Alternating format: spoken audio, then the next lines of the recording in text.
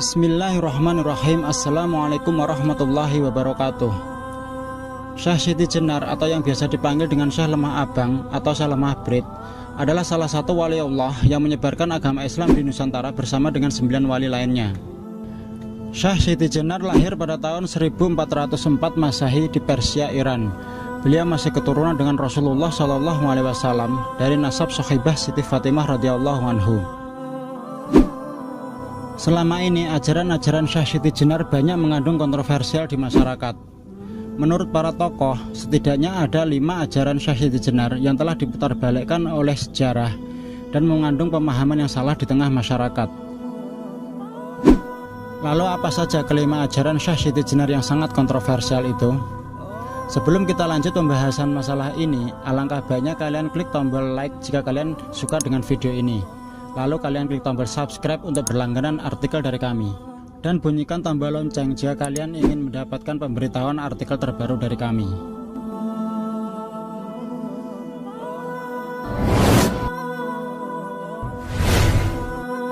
Misteri tentang kisah Syekh Siti Jenar seolah selalu menarik untuk diulas. Terlebih lagi jika keberadaan Syekh Siti Jenar dikaitkan dengan pemahaman konsep ketuhanannya yang dianggap menyimpang dari pemahaman 9 wali atau wali songo. Adalah Kiai Haji Sohibul Faroji Ar-Rabbani, seorang cendekiawan muslim yang berasal dari Banyuwangi, membeberkan fakta-fakta baru yang membantah mitos kekeliruan pemahaman tentang sosok Syekh Siti Jenar selama ini. Dalam sebuah artikelnya, setidaknya ada 5 poin tanggapan yang dipaparkan oleh Sohibul Faroji Ar-Rabbani yang membantah fakta sejarah tentang Syekh Siti Jenar.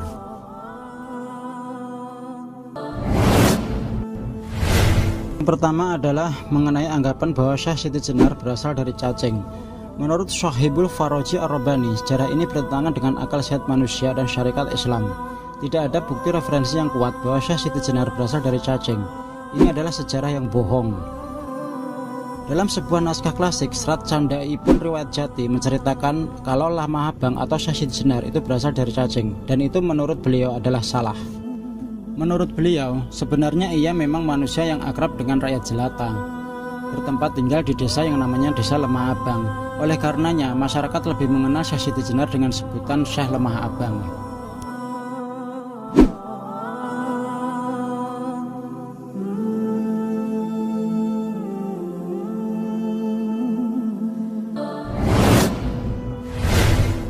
Kedua, tentang ajaran Manunggaling Kawula Gusti.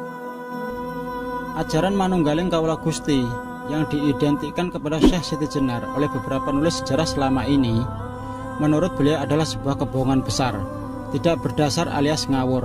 Istilah itu berasal dari kitab-kitab pribun Jawa, padahal dalam suluk Syekh Siti Jenar beliau menggunakan kalimat fana wal baqo. Fana wal baqo sangat berbeda penafsirannya dengan Manunggaling Kawula Gusti. Istilah fana wal baqo merupakan ajaran tauhid yang menunjuk pada firman Allah yang berarti segala sesuatu itu akan rusak dan binasa kecuali Allah Subhanahu wa taala.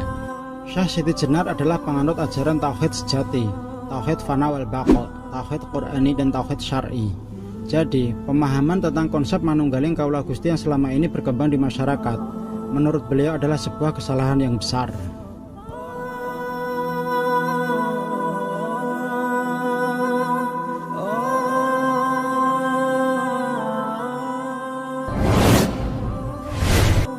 Ketiga, tentang konsep bahwa Syekh Siti Jenar meninggalkan sholat, meninggalkan puasa Ramadan dan sholat Jumat.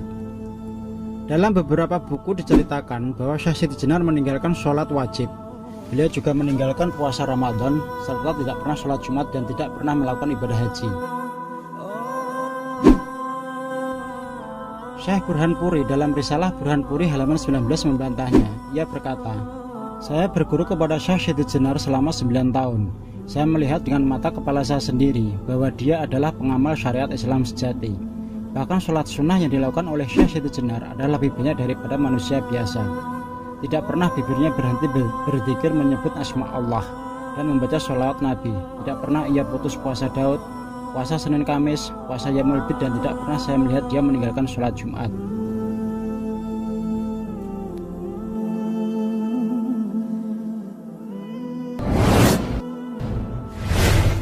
Keempat, jenazah Syekh Siti Jenar yang berubah jadi anjing. Selama ini cerita yang berkembang di masyarakat bahwa jenazah Syekh Siti Jenar yang dibunuh oleh Wali Songo dan mayatnya berubah jadi anjing. Hal ini menurut Sahibul Faraji Ar-Rabbani adalah sebuah kekeliruan yang sangat besar. Ini suatu penghinaan kepada seorang waliullah, seorang cucu Rasulullah. Sungguh amat keji dan biadab seseorang yang menyebut Syekh Siti Jenar lahir dari cacing dan meninggal jadi anjing. Jika ada penulis yang menuliskan seperti itu, berarti dia tidak bisa berpikir secara jernih. Dalam teori antropologi atau biologi kuantum sekalipun, manusia lahir dari manusia dan akan wafat sebagai manusia. Maka saya meluruskan riwayat ini berdasarkan riwayat para habib, ulama, kiai dan ajengan yang terpercaya kewaraannya.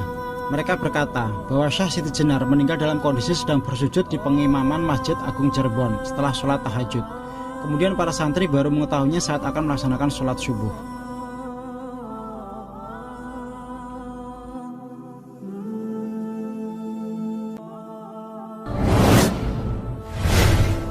Kelima, Syekh Siti Jenar dibunuh oleh 9 wali.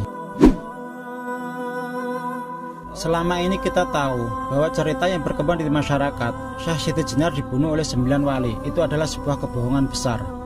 Hal itu tidak memiliki literatur secara primer. Cerita itu hanyalah cerita fiktif yang ditambah-tambahi agar kelihatan dahsyat dan laku bila dijadikan film maupun sinetron. Masih menurut beliau, Wali Songo adalah penegak syariat Islam di tanah Jawa. Padahal dalam Maqasidus Syariah diajarkan bahwa Islam itu memelihara kehidupan. Tidak boleh membunuh seorang jiwa mukmin yang di dalam hatinya ada iman kepada Allah. Tidaklah mungkin 9 waliullah yang suci dari keturunan Rasulullah akan membunuh waliullah dari keturunan yang sama. Hal itu tidak bisa diterima dengan akal sehat. Penghancuran sejarah ini menurut ahli sejarah Islam Indonesia Dr. Azumardi Azra adalah ulah penjajah Belanda untuk memecah belah umat Islam agar selalu bertikai antara Sunni dengan Syiah maupun antara ulama syariat dengan ulama hakikat. Bahkan menurut Azumardi Azra, Belanda telah mengklasifikasikan umat Islam Indonesia dengan politik divide et impera atau yang biasa disebut dengan politik pecah belah dengan 3 kelas, yaitu kelas santri yang diidentikan dengan 9 wali, kelas priai yang diidentikan dengan Raden Fatah dan Sulan Demak, serta kemudian kelas abangan yang diidentikan dengan Syekh Siti Jenar.